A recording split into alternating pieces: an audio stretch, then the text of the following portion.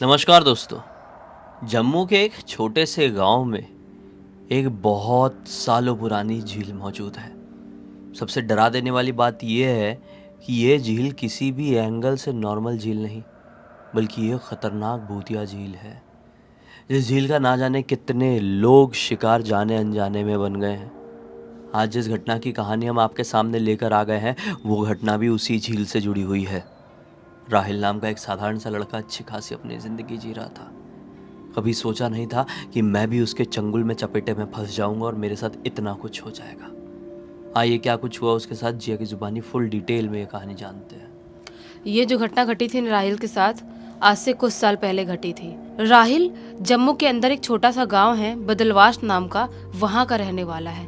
वो गांव बहुत ही छोटा सा गांव है, लेकिन खूबसूरती में उसे कोई भी पीछे नहीं छोड़ सकता। बहुत ही ज़्यादा सुंदर, बहुत सुंदर पहाड़, सुंदर सुंदर बर्फीले पहाड़, वहाँ के पेड़ पौधे, वहाँ के झील, वहाँ की जो चीज़ें थी ना, सब बहुत ही ज़्यादा सुंदर। वो इतने सुंदर गांव से बिलोंग करता था। वो अपने गांव के बारे में जितना ज़्यादा जानने की कोशिश करता था, जितना जानता था, उसे उतना ज़्यादा अच्छा लगता था। मतलब कि उसने लाइफ में हमेशा सोच के रखा था, अभी वो बड़ा हो गया था, 18-19 साल का। वो सोच के रखा था कि मैं कभी भी अपने गांव को छोड़ के नहीं जाऊंगा, मैं अपने गांव में ही रहूंगा। मेरा गांव बहुत ही ज़्यादा सुंदर है, यहाँ की बात ही अलग है, यहाँ के लोग ही अलग हैं, ऐसा सोचता था वो। और अपनी ज़िंदगी आराम से कंटिन्यू कर रहा था। पास के ही शहर में एक कॉलेज था, जिस कॉलेज में एडमिशन ले लिया था। अपने दोस्तों के साथ रोज़ कॉलेज जाता था, कॉलेज से आता था, घर पे थोड़ा बहुत पढ़ाई करेगा, खाना खाएगा, अपने गांव में घूमने के लिए निकल जाएगा। जैसा कि उस उम्र के बच्चे घूमना फिरना ज़्यादा करते हैं, वैसा ये भी करता था।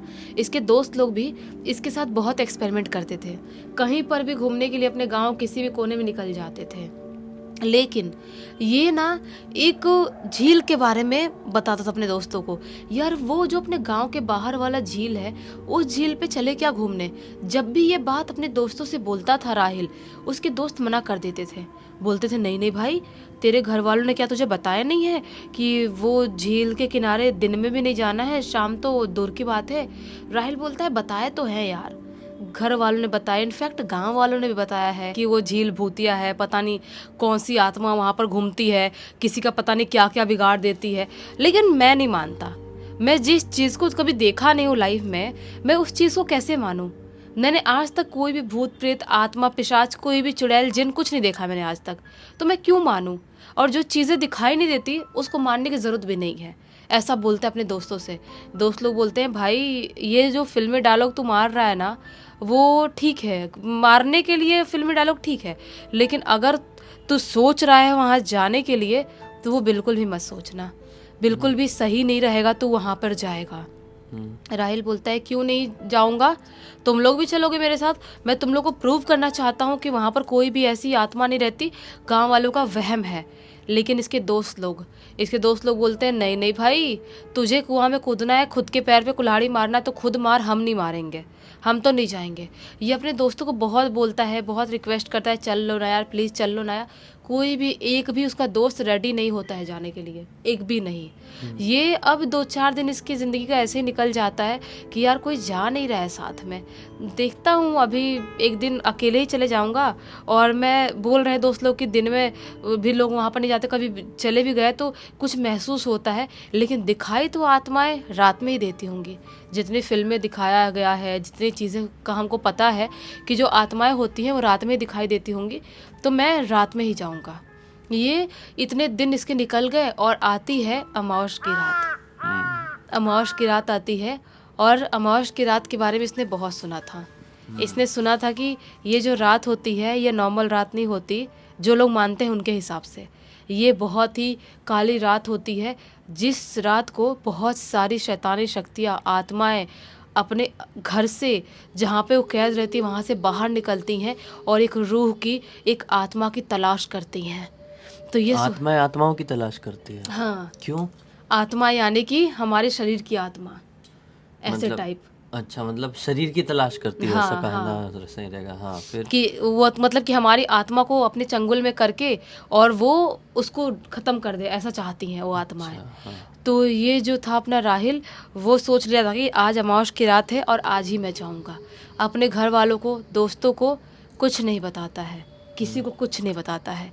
ये लगभग घर वाले जब खाना पीना खा के सोने चले जाते हैं 10:30-11 बजे तक, घर वाले अपने अपने बिस्तर पे पड़ ही जाते हैं। अब ये वेट करने लगता है कि जैसे जैसे घर वाले पूरे सो जाएं, क्योंकि रात में कहाँ जा रहा हूँ पूछेंगे ज़रूर, और पूछेंगे तो क्या जवाब दूंगा, बोलूँगा दोस्तों से मिलने जा रहा हूँ तो भी मना करेंगे, ऐसे भी मना करेंगे।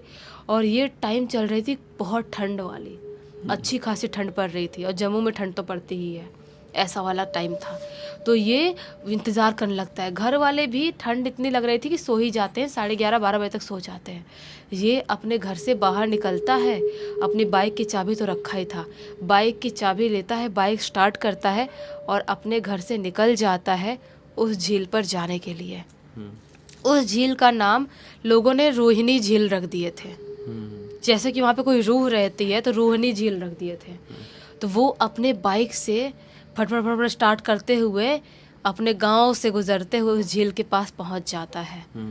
एकदम ही ज़्यादा शांत माहौल, बर्फीले पहाड़ भी, अलग ही ठंडक महसूस हो रही है वहाँ पे, और जो झील का पानी है वो भी अलग ही ठंडा महसूस हो रहा है। जो ये रोशनी कर रहा था ना अपने फ़ोन से और टॉर्च से करके ही ऐसे देख रहा था वो झील के पास खड़ा होता है और अपने दोस्तों को फ़ोन करता है कॉन्फ्रेंस में लेके, बोलता है कि देखो भाई लोग, तुम लोग मना कर रहे थे ना कि रोहिणी झील के पास नहीं आना है, नहीं आना है, देखो मैं आ गया हूँ, और यहाँ पर आने के बाद भी मेरे साथ कुछ नहीं हुआ है, और तुम लोगों को दिखाने के लिए मैं फ़ोन किया था, देखो वीडियो कॉल करके दिखा रहा था, देखो कुछ हो रहा है क्या मुझे, तुम लोगों को कोई भूत प्रेत आत्मा यहाँ पे दिखाई दे रही है, नहीं दे रही है ना, मतलब आत्माएं भूत प्रेत होती ही नहीं है, ऐसा बोलता है दोस्तों को। दोस्त लोग बोलते हैं अरे पागल हो गया क्या भाई, तू घर पे आ, ऐसी हरकत मत कर। तो बोलता है अपने राहिल की क्या घर पे आऊँगा ही ना, अब तो तुम लोगों को दिखाने के लिए फ़ोन किया था बस। तो उसमें से एक दोस्त बोलता है भाई तू गया, हमको फ़ोन किया, तुरंत दिखाया, क्या तुरंत आत्मा को कोई सपना आया है जो तू आ रहा है और तुरंत तुझे आके चपेट देगी? थोड़ा टाइम बैठ देख, तब तुझे पता चलेगा कि आत्माएं होती है कि नहीं होती है। ये अब इसके ईगो पे बात आती है, फ़ोन रख देता है दोस्तों का और ये उस तालाब के किनारे, उस झील के किनारे बैठ जाता है, इंतज़ार करने लगता है कि कोई आत्मा आए। उसे खुद की जान देने की इतनी ज़्यादा पड़ी थी कि वहाँ पर बैठ के इंतज़ार करने लगता है। इंतज़ार करते करते 5 मिनट बीत जाते हैं, 10 मिनट बीत जाते हैं, 20 मिनट बीत जाते हैं, पता ही नहीं चलता है।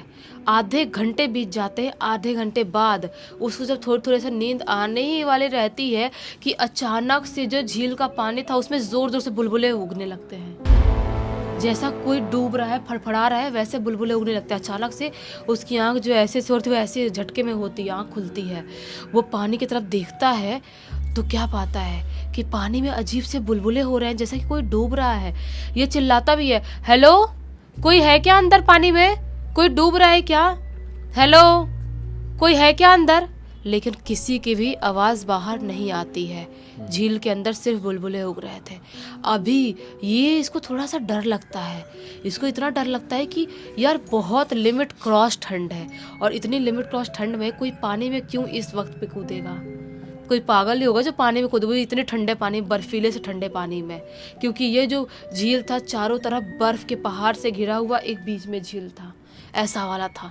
तो ये अब सोचता है कि मैं यहाँ से जाता हूँ। ये उठता ही अपने जगह से, इसके पीछे से एक आवाज़ सुनाई देती है, जा रहे हो ना तुम भी छोड़ के जा रहे हो ना, इतने सालों से नहीं आए भी तो छोड़ के जा रहे हो। कोई औरत की दुख भरी आवाज़ सुनाई देती है इसको। जब किसी औरत की दुख भरी आवाज़ सुनाई देती है, पीछे मुड़ के देखता है, पीछे मुड़ के देखता है तो क्या पाता है, पानी के अंदर एक बहुत ही ज़्यादा सुंदर सी लड़की खड़ी है, बहुत ज़्यादा सुंदर, इतनी सुंदर कि परियां भी क्या सुंदर दिखती हूँ। उसकी शक्ल अलग ही एकदम चमक रही है, उसकी जो सफ़ेद से पूरे फुल कपड़े हैं वो भी कपड़े चमक रहे हैं, उसके बाल भी चांदी जैसे चमक रहे हैं। जो वो भीगी हुई है ना, भीगी हुई भी उसकी शरीर एकदम इतनी सुंदरता उसकी दिख रही है, और उसकी आँखों में एक दर्द भरा हुआ है। वो ऐसा बोलती है राहिल को कि तुम भी जा रहे हो, ऐसा बोल रही है बस। वो उसको देख रहा है और देखते से बोलता है कि आप कौन और पानी के अंदर क्या करें, आपको ठंड लग जाएगी। अभी ये चीज़ बोलता ही है कि वो जो लड़की उसको सुंदर दिखाई दे रही थी, उसकी आंख अचानक से बाहर निकल आती है, पूरी की पूरी दोनों आंखें। ऐसे बाहर निकल आती है।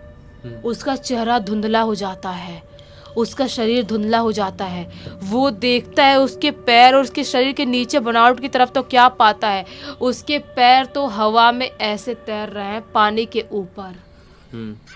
ये उसको देखता है और जोर से चीखता है, एकदम जोर से चीखता है और चीख के वहाँ से वो भागना स्टार्ट करता है।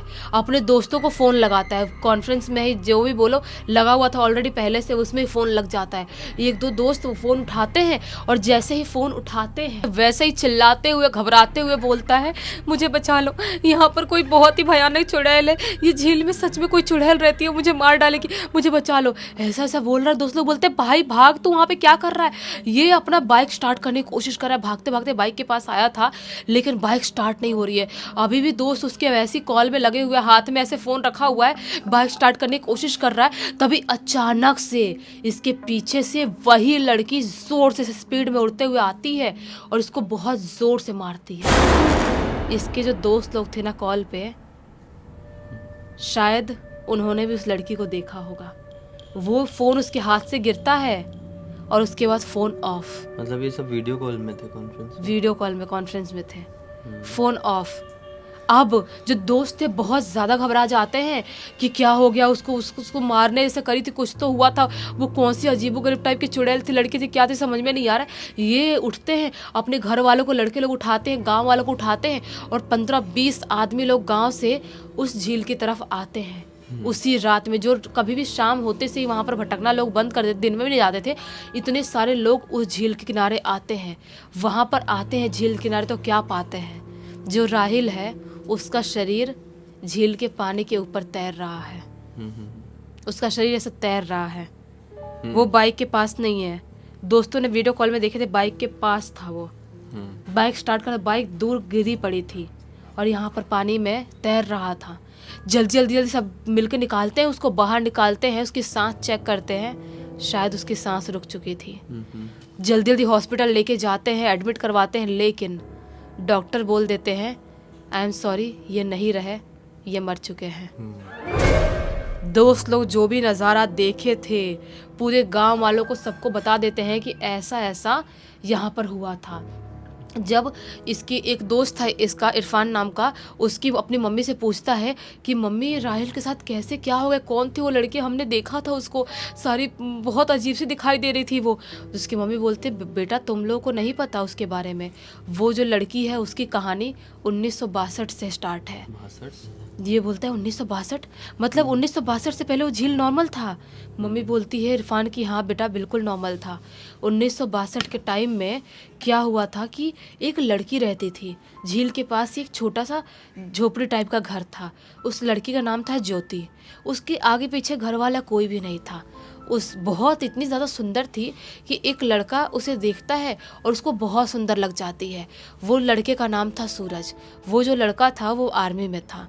उससे प्रपोज करता है, शादी के लिए बोलता है, तो ज्योति भी अकेले थी लाइफ में, शादी के लिए हाँ बोल देती है और दोनों की शादी हो जाती है। दोनों अच्छे से अपनी ज़िंदगी जीने लगते हैं। लेकिन जब यहाँ पर बॉर्डर पे जाता है अपना सूरज और बोल के, आखिरी बार बोल के जाता है ज्योति को कि मैं जल्दी वापस लौट आऊँगा जब युद्ध थोड़ा नॉर्मल होगा, जब सब चीज़ें तो। और उसके बाद ज्योति रोज़ उस झील के किनारे इंतज़ार करने लगती है कि सूरज अब वापस आएगा, अब वापस आएगा।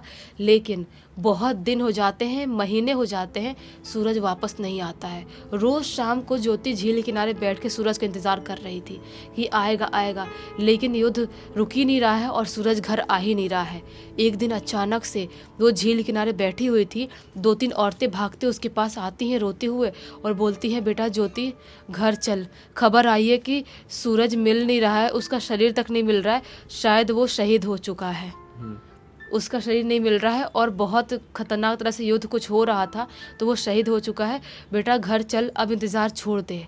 लेकिन वो जो ये बात सुनती है ना, वो बहुत ज़ोर से चीखती है, बोलती है नहीं, वो ऐसा नहीं कर सकता, उसे वापस आना पड़ेगा। ज्योति ऐसा बोलती है, अगर वो वापस नहीं आया तो इस झील के पास कोई भी वापस नहीं आ सकता, अगर इस झील के पास कोई भी आएगा वो ज़िंदा नहीं बचेगा। ऐसा बोलती है और झील के अंदर कूद जाती है। औरतें जो थी उनको तैरना नहीं आता है, गांव में भागते हुए जाती हैं और कुछ आदमियों को बुला के लेके आती हैं, लेकिन तब तक देर हो चुकी थी। ज्योति को भी तैरना नहीं आता था, उसकी मृत्यु हो चुकी थी। लेकिन उसके बाद से रोज़ झील के किनारे से चीखने चिल्लाने की आवाज़ें सुनाई देनी चालू हो गई थी। और बाई चांस कोई भी रात के या शाम के टाइम में वहाँ पर जाता था, वो जिंदा नहीं बचता था, वैसे ही झील के ऊपर वाले हिस्से में तैरता हुआ मिलता था। तब से वो झील, पहले वो झील का नाम कुछ और था, सत्यवती ताल टाइप झील टाइप कुछ था, लेकिन अभी उसका रोहिणी झील इसलिए रख दी है क्योंकि वहाँ पे उस लड़की की रूह भटकती है। रोहिणी जी। हाँ रोहिणी। हाँ मैं मतलब इस कहानी से इतना तो समझ पाया हूँ कि जो कहानी है ना, ये बहुत ज़्यादा विपिंग वुमेन की कहानी से मिलती जुलती है। हाँ विपिंग वुमेन जानते हो तुम क्या है? ला यूरोना। हाँ ला यूरोना की भी स्टोरी काफ़ी ज़्यादा इससे समानांतर थी उस केस में भी, लेकिन उसमें बस ऐसा था कि उसमें उसके 2 बच्चे थे और वो दोनों बच्चों को पहले वो करती है और फिर खुद को ख़त्म कर देती है। ऐसा वाला था, उसमें थोड़ा सा मिलता जुलता तो था, लेकिन जो कुछ भी हुआ ये बहुत ज़्यादा खौफनाक था लिटरली। इस पूरी घटना की जानकारी किसके थ्रू मिली है? इस पूरी की पूरी घटना की जानकारी खुद इरफान ने लिख के भेजा है, जिसने खुद उस चुड़ैल को वीडियो कॉल में देखा था, उसकी एक झलक देखा था। बाप रे। चलो भाई, जैसा भी हो, अब इसका अंत भला हुआ तो सब ठीक ठाक रहा। तो इसी एक नोट के साथ इस कहानी का अंत कर देते हैं। हम तक इस वीडियो को देख लिया है तो लाइक ज़रूर कर देना, चैनल को सब्सक्राइब करके बेल आइकन दबा के ऑल के ऑप्शन में क्लिक करना, क्योंकि इसी तरह के हैरान कर देने वाले खौफनाक वीडियोस डेली आप लोग के सामने लेके आते रहते हैं। इंस्टाग्राम की लिंक इस वीडियो के डिस्क्रिप्शन बॉक्स में मिल जाएगी, क्लिक करके डायरेक्टली वहाँ पर पहुँच जाना। और इसी तरह की कोई भी कहानी, टॉपिक या जानकारी आप लोग के पास भी है तो लिख भेजना। हो सकता है हमारा अगला वीडियो कल आपके हिसाब से ही बन रहा हो। तो चलिए कल फिर से मिलता है, तब तक के लिए बहुत बहुत धन्यवाद। आपका दिन शुभ हो।